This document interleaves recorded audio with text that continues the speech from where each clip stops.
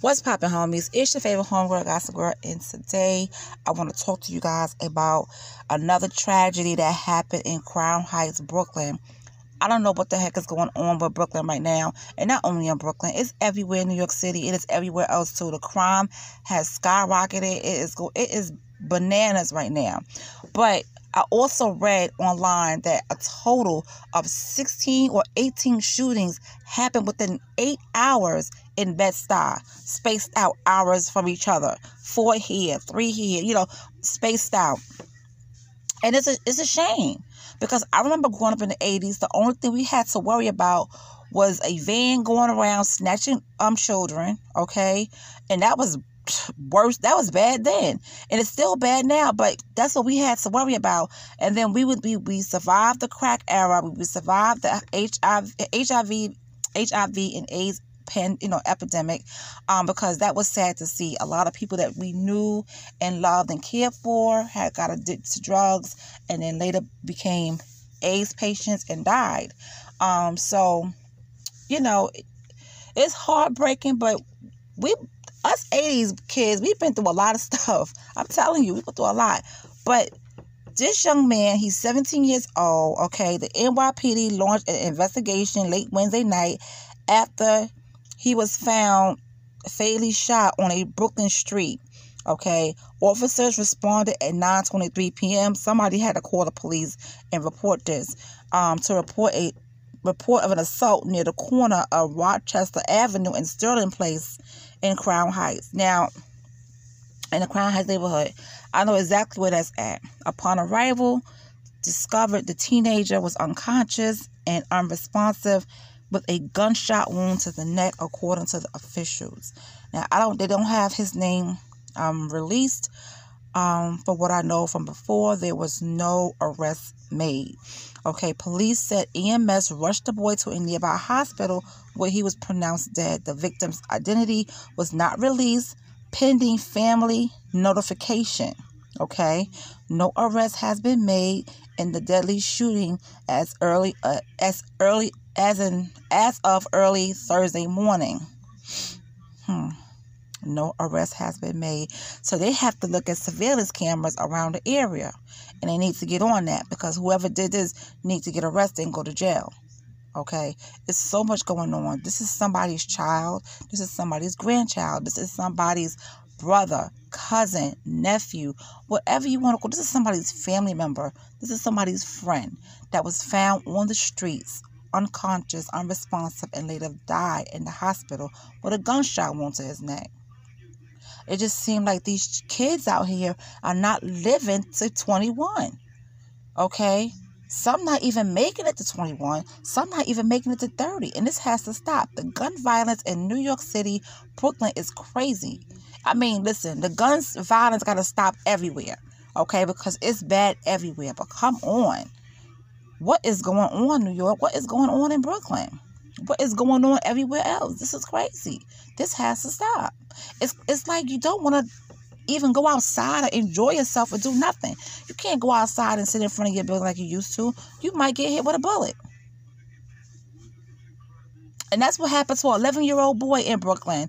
He was outside and somebody came shooting. I think it was in a car, and they were shooting, and he got hit in the leg. Thank God he's going to be fine. It's just crazy. You can't even enjoy the space that you are paying for because of all the violence that's going on. So my condolences and prayers to that young man's family, that they had to even go through something like this. This is crazy. Okay, so now another interesting story. Of course, New York is involved, honey.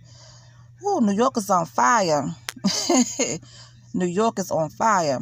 So the naked body of a high-end escort. I didn't think people were still doing escorting. That just goes to show you, I don't know what's going on in the world. I remember when being an escort was a thing to do back in the day, but I didn't think they were still doing it. Well, I guess so. The naked body of a high-end escort was stuffed into a 55-gallon drum in New York City and dumped in New Jersey. Okay, and this is from the New York Post. To be honest with you, this sounds like something I seen on Law and Order. It really does have that feel to it. It sounds like something I seen on Law and Order.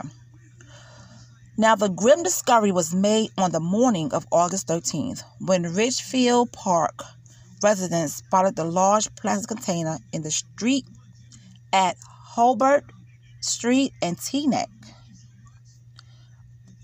Road and noticed a foul smell. Whoa, I could just only imagine.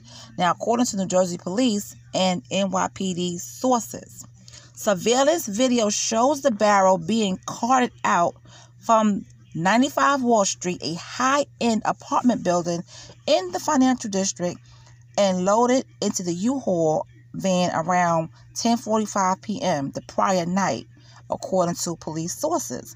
Now, the security guard at the building questioned the drum when it was brought in, but the man said he was moving and was seen later rolling it out on a luggage rack, and that's according to sources. The woman was later identified as Nicole Flanagan after cops ran her prints, okay, according to a source who said the 42-year-old had previously been picked up for prostitution. Flanagan is on surveillance video entering the building that night with a man who has been identified by investigators, according to the source. The building, which is a converted office space, it rents out apartments and Airbnbs according to online reviews, and has a number of complaints on file with the NYPD.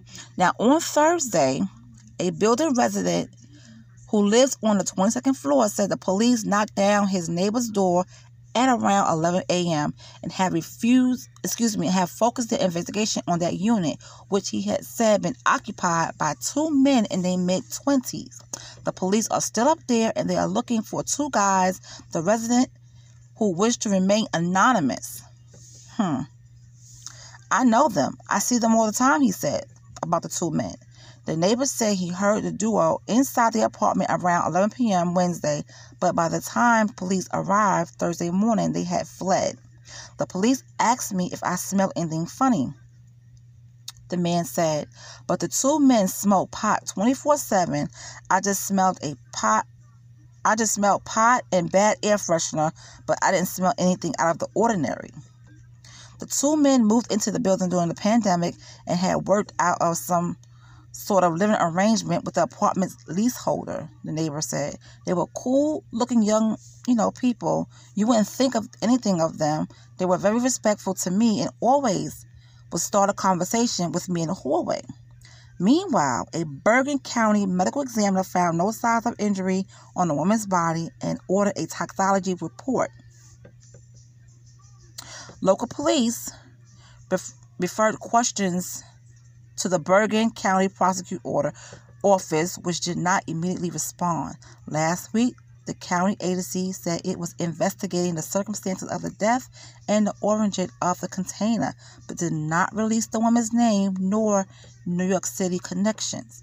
The NYPD was brought in on the death investigation by New Jersey police on Wednesday, sources said. Cops are still searching for the U-Haul.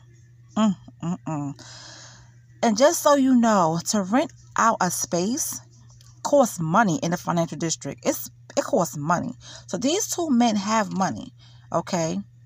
So how did this young lady, this woman who's 42 years old, ended up in a barrel, 55-gallon drum, and dumped in New Jersey? What happened? What was the nature of this? What was the motive? What was the motive? All right, guys, I'm going to be looking into this as well. So I will let you know if I find out about this case. But this is really, really, really strange. And then they just fled.